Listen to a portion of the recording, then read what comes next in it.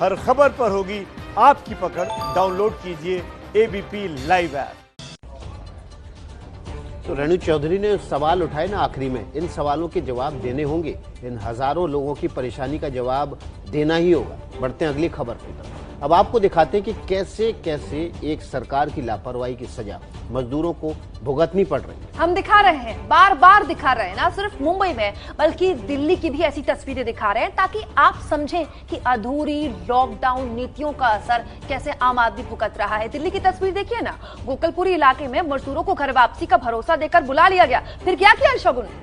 देखिए, मजदूर दिन भर कुमकुम भूखे प्यासे इंतजार करते रहे, लेकिन सरकार की तरफ से कोई सुविधाएं नहीं दी गई थी।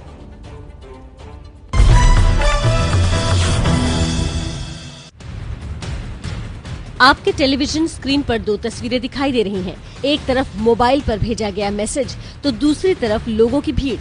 तस्वीरें दिल्ली के गोकुलपुरी इलाके की हैं। अब इन दोनों तस्वीरों के बीच रिश्ता समझिए। 21 मई को देर रात घर वापसी के इंतजार में बैठे मजदूरों के पास एक मैसेज पहुंचा। दावा किया गया कि ये मैसेज दिल्ली सरकार ने जारी किया है। मैसेज में लिखा था कि आपकी घर वापसी का इंतजाम हो गया है। मैसेज में खाने पीने के इंतजाम की भी बात कही गई थी।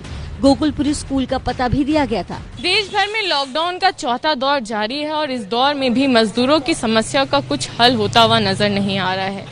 इस वक्त मैं मौजूद हूं दिल्ली के गोकुलपुरी में, जहां पर आज सुबह से कई मजदूर फंसे हुए हैं, जिनको दिल्ली सरकार द्वारा ये संदेश आया था कि आज सुबह उनको उनके राज्यों तक के पहुंचाया जाएगा, लेकिन ऐसा कुछ भी नहीं हुआ। लगभग 200 की संख्या में मजदूर दिए गए पते पर पहुंचे।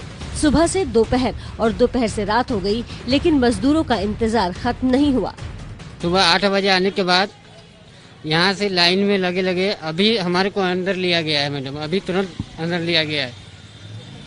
सुबह से भूखा प्यासा, कुछ भी खाने के लिए नहीं मिला गया, कुछ भी नहीं मिला। भूखा प्यासा हम लोग तड़प रहे हैं। यहाँ दिल्ली से मुजफ्फरपुर जाना था बिहार के लिए। मुझे बुलाया गया और हम सुबह सुबह आए यहाँ पे और सुबह से खड़े हैं, कोई वो नहीं किया जा रहा है। सबको बोला जा रहा है कि आज ले जाएंगे। मजदूरों को सरकारी स्कूल में रोका गया। ऐसे में सवाल ये है कि आखिरकार सरकारी लापरवाही की सजा इन प्रवासियों को कब तक भुगतनी पड़ेगी।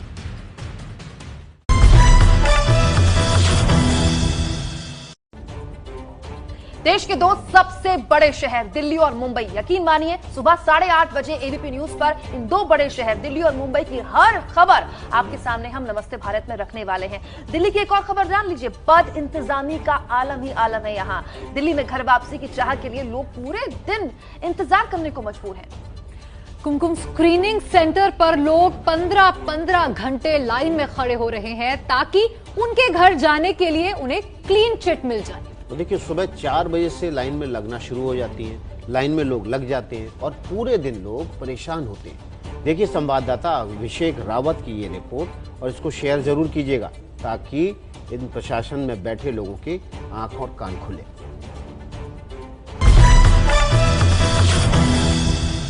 धीरे चलिए और गैप में चलिए, एक एक करके जाइए, सभी आदमियों की व्यवस्था हो जाएगी। करने की जरूरत नहीं है, धीरे चलिए, गैप बना के, अपने गैप बना के। किसी के हाथ में बैग है तो किसी के हाथ में झोला। घर वापसी के लिए दिल्ली के स्क्रीनिंग सेंटर के बाहर इसी तरह की मजदूरों की लंबी लाइन देखने को मिल रही है।